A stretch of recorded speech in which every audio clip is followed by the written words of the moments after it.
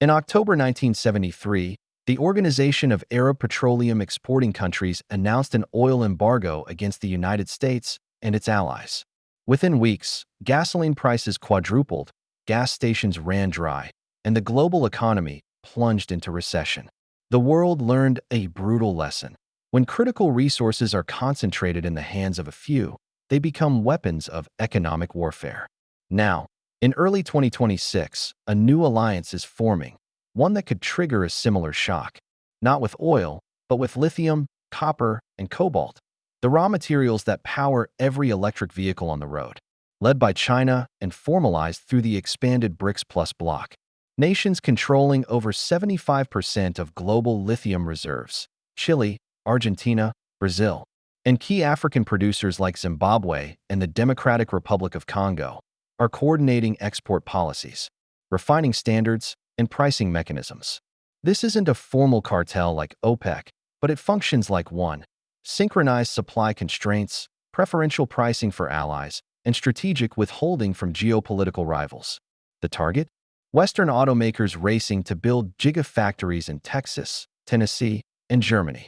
The consequence? A projected 40% increase in the cost of electric vehicles by 2028, not due to greed, but due to engineered scarcity. By the end of this video, you'll understand exactly how this new resource alliance is taking shape, why it mirrors OPEC's 1973 playbook, and what this means for your ability to afford an EV, the pace of the energy transition, and America's industrial sovereignty. To grasp the scale of this shift, we must first map the geography of critical minerals. Lithium, the lightest metal and essential for rechargeable batteries, is highly concentrated. The lithium triangle of Chile, Argentina, and Bolivia holds over 58% of global reserves. Australia is the largest current producer, but much of its output is already locked into long-term contracts with Chinese refiners. Meanwhile, Africa is emerging as the next frontier. Zimbabwe alone holds 10% of known reserves, and the DRC dominates cobalt supply, 70% of global production. Copper, needed for motors, wiring, and charging infrastructure, is similarly concentrated. Chile produces 27% of the world's supply, Peru 10%, and the DRC another 9%. Crucially, China controls the processing. It refines 60% of the world's lithium, 40% of copper, and 80% of cobalt. This gives Beijing unprecedented leverage. Even if the ore comes from Chile or Congo, it often must pass through Chinese chemical plants to become battery-grade material. In 2025, recognizing this advantage, China began quietly facilitating talks among BRICS Plus resource holders to align their strategies. The goal wasn't just profit, it was strategic autonomy and geopolitical influence. The catalyst came in late 2024, when the U.S. passed the Critical Mineral Security Act, restricting Chinese access to American battery technology and requiring EVs to source 80% of minerals from trusted allies to qualify for tax credits. The message was clear: exclude China from the clean energy supply chain. Beijing responded not with tariffs, but with coordination. In early 2025, at a closed-door summit in Brasilia, representatives from China, Chile, Argentina, Brazil, South Africa, and several African mining states agreed to a framework for sovereign resource management. While no official cartel was declared, the outcomes were cartel-like export licensing. All participating nations would require government approval for lithium and copper sales to non-partner countries. Refining preference, raw, or would be prioritized for BRICS Plus refineries, especially in China and India. Pricing transparency. A shared benchmark price would be published monthly, reducing competition among suppliers. Strategic reserves. Nations would hold back 10 to 15% of annual production for national security needs. These measures aren't illegal, they're exercises of national sovereignty. But their collective effect is to tighten global supply and raise costs for outsiders. According to data from S&P Global Commodity Insights, lithium carbonate prices have already risen 65% since Q3 2025, not due to demand spikes, but due to reduced export quotas from Chile and Argentina. Copper premiums for non-BRICS buyers have widened by 12%, and cobalt from the DRC now requires end-user verification. a process that adds weeks to delivery times for U.S. firms. For American automakers, the impact is immediate. A standard EV battery pack requires 8 to 10 kilograms of lithium, 80 kilograms of copper, and 10 to 15 kilograms of cobalt. At current prices, these materials account for roughly $4,200 of the total bill of materials.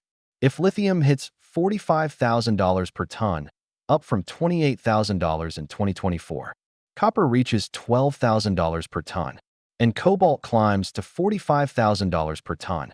That cost jumps to $5,900, a 40% increase. Tesla, Ford, and GM cannot absorb this without raising vehicle prices or slashing margins. And unlike oil, there are no quick substitutes. Solid-state batteries remain years from mass production. Sodium-ion alternatives lack the energy density for long-range vehicles. Recycling can only cover 15 to 20% of demand by 2030. The result? EVs that were once projected to reach price parity with ICE vehicles by 2026 may now stay $8,000 to $12,000 more expensive for the foreseeable future. This isn't speculation, it's already unfolding. In Q1 2026, Ford delayed the expansion of its Blue Oval City Gigafactory in Tennessee due to unforeseen mineral supply constraints. Rivian reported a 22% increase in battery cell costs, citing geopolitical friction in raw material sourcing. Even Tesla, which has long-term contracts with Australian and Indonesian miners, admitted in its 10-K filing that access to non-Chinese refined lithium remains a key risk. The U.S. is scrambling to respond. The Defense Production Act now lists lithium and copper as critical, unlocking loans for domestic mining. Projects like the Thacker Pass mine in Nevada and the Piedmont Lithium operation in North Carolina are accelerating. But permitting, water rights, and community opposition mean new supply won't arrive before 2028 to 2030.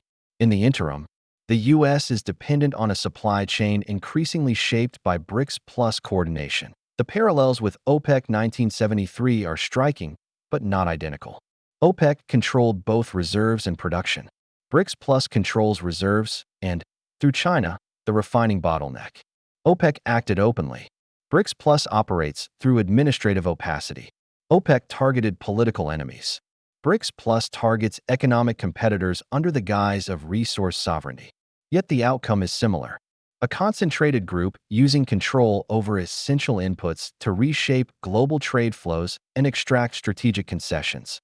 The difference is that today's crisis is slower, quieter, and embedded in contracts rather than embargoes, but no less consequential. For ordinary consumers, the implications are direct. That $35,000 EV you planned to buy may now cost $49,000. Charging infrastructure may lag as copper shortages delay grid upgrades. And the promise of a clean energy future may stall, not for lack of will, but for lack of materials. More broadly, this marks a shift in global power. The era of unfettered access to critical minerals is over. The 21st century will be defined not by who drills the most oil, but by who controls the atoms that power the digital and electric age. Yet there is a path forward. The US and EU can accelerate recycling, invest in alternative chemistries, and build strategic stockpiles, as Japan did after the 1973 oil shock. They can also strengthen alliances with non-BRICS resource holders like Canada, Australia, and Norway. But none of this will happen overnight. In the short term, the cost of decarbonization will rise, and the burden will fall on consumers. The ghost of 1973 isn't returning with oil. It's arriving with lithium. And this time, the pump isn't at the gas station. It's in the battery. If you want clear, fact-based analysis of how critical minerals shape the future of energy, transport, and national security, without hype or fear, subscribe to US Silver Market.